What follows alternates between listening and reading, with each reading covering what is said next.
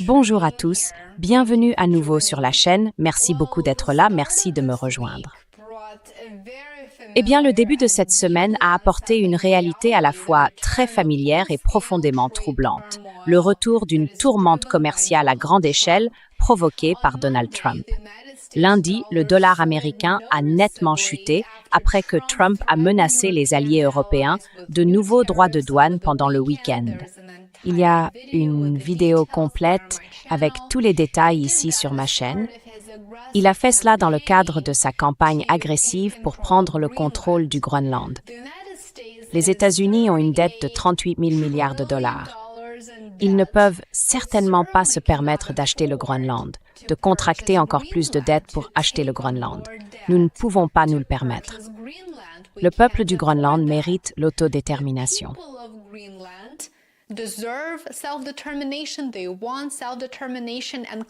Ils veulent l'autodétermination, et il est clair qu'ils ont droit à l'autodétermination. Eh bien, Trump leur refuse ce droit fondamental. L'Union européenne est choquée. C'est donc un véritable cirque. C'est un scénario cauchemardesque. La réaction du dollar américain a été très rapide, et elle a révélé quelque chose de bien plus important qu'une simple journée de fluctuations monétaires.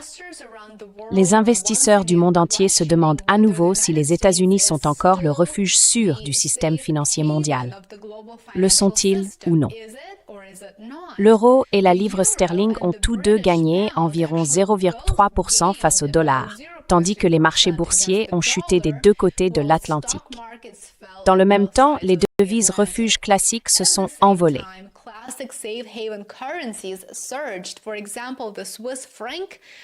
Par exemple, le franc suisse a bondi brusquement, gagnant environ 0,6% et atteignant son niveau le plus fort face au dollar américain depuis 2015, soit depuis plus d'une décennie. Cela traduisait probablement un malaise profond sur les marchés mondiaux. Et pour de nombreux investisseurs, c'est un signal d'alarme qui clignote en rouge, d'un rouge très vif. Au cœur de cette réaction se trouve une crainte grandissante que le regain d'agressivité et les offensives commerciales de Trump puissent déclencher une réévaluation plus large de l'exposition aux actifs américains. Le monde hésite depuis un certain temps à propos des bons du Trésor américain. Comme vous le savez, si vous êtes abonné à mes analyses, j'en parle souvent dans mes vidéos. Et cette surexposition aux actifs libellés en dollars américains constitue un risque. Mais en ce moment, les tensions s'intensifient.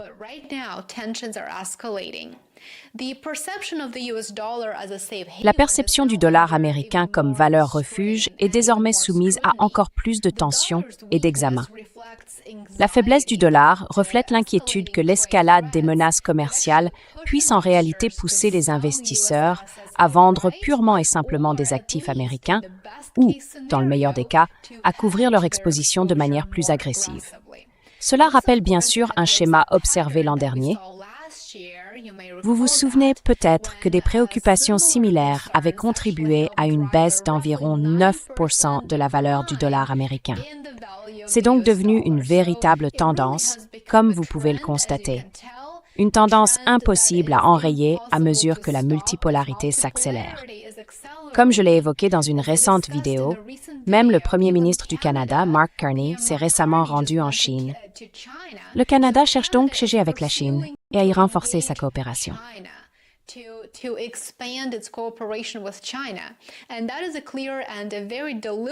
Et c'est un changement clair et très délibéré vers un ordre mondial multipolaire. Le dollar américain s'affaiblira avec le temps, en conséquence.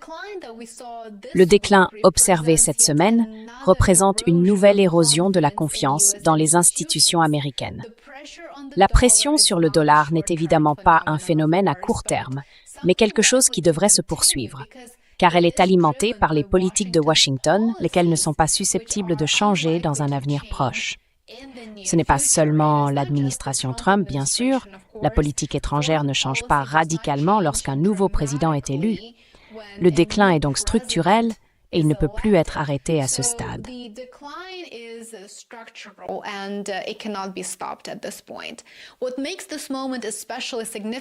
Ce qui rend ce moment particulièrement significatif, c'est que les fondamentaux économiques sous-jacents des États-Unis s'affaiblissent. Et encore une fois, je vous renvoie à mes vidéos précédentes où j'ai abordé le taux de chômage, le marché de l'emploi en perte de vitesse et le ralentissement de l'économie américaine. L'économie a considérablement ralenti et les intérêts sur la dette nationale américaine sont en hausse. Ces coûts d'intérêt dépassent désormais d'autres programmes gouvernementaux. Il s'agit donc d'une détérioration systémique et les investisseurs mondiaux suivent de près les chiffres. C'est pourquoi leur confiance dans la capacité des États-Unis à faire preuve de responsabilité budgétaire diminue. Certains grands gestionnaires d'actifs ajustent déjà leur stratégie.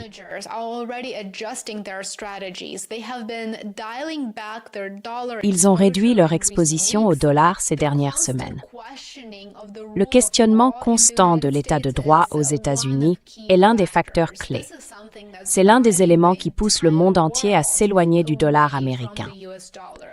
Selon certains rapports, des investisseurs considèrent désormais les actifs européens comme un refuge plus sûr que les actifs américains, même si les perspectives de croissance de l'Europe sont plus faibles. C'est un changement remarquable. Dans les périodes de tension mondiale, le capital affluait traditionnellement presque automatiquement vers le dollar et les bons du Trésor américain. Ce n'est plus garanti. Ce n'est plus le cas. La flambée du franc suisse souligne d'ailleurs ce point. Lorsque la peur s'installe, les investisseurs cherchent de plus en plus ailleurs la sécurité.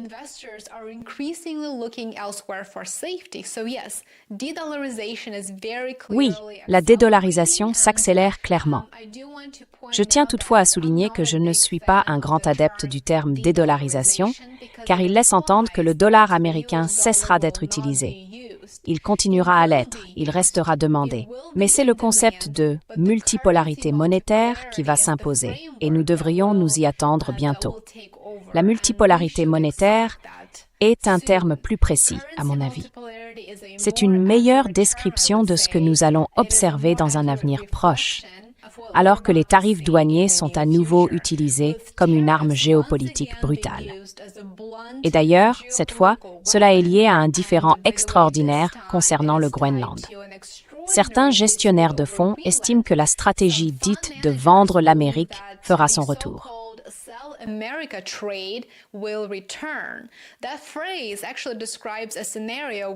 Cette expression décrit en réalité un scénario dans lequel le dollar, les actions américaines et les obligations d'État chutent simultanément, ce qui va directement à l'encontre de l'idée traditionnelle des États-Unis comme ultime refuge financier.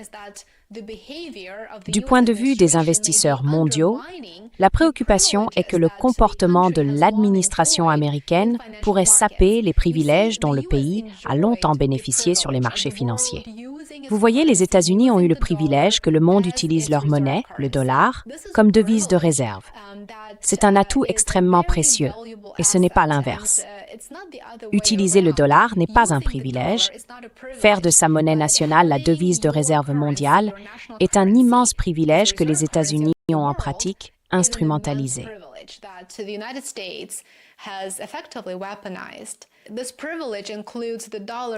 Ce privilège inclut le rôle dominant du dollar, des coûts d'emprunt faibles et un appétit presque illimité pour les actifs américains à l'étranger.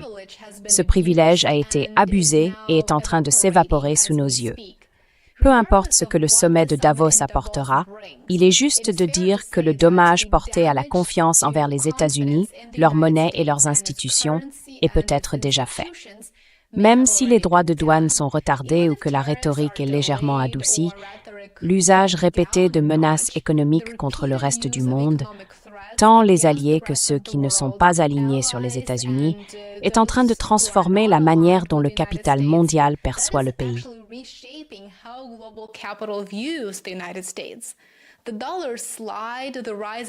La chute du dollar, la montée d'autres valeurs refuges et la diversification mondiale, loin des actifs américains, mènent toutes à la même conclusion. Le monde ne considère plus le risque politique américain comme impensable. Et une fois que ce changement psychologique s'installe, comme c'est le cas en ce moment, il devient très difficile à inverser. Je vous tiendrai bien sûr informé sur Substack, sur Patreon et ici, sur ma chaîne YouTube. Restez à l'écoute. Et merci beaucoup d'avoir regardé. J'espère que cette brève mise à jour vous a plu. Soutenez mon travail. J'apprécie sincèrement chacun d'entre vous qui êtes devenu abonné payant. Merci infiniment. Passez une excellente journée et j'ai hâte de vous retrouver ici demain. Prenez soin de vous.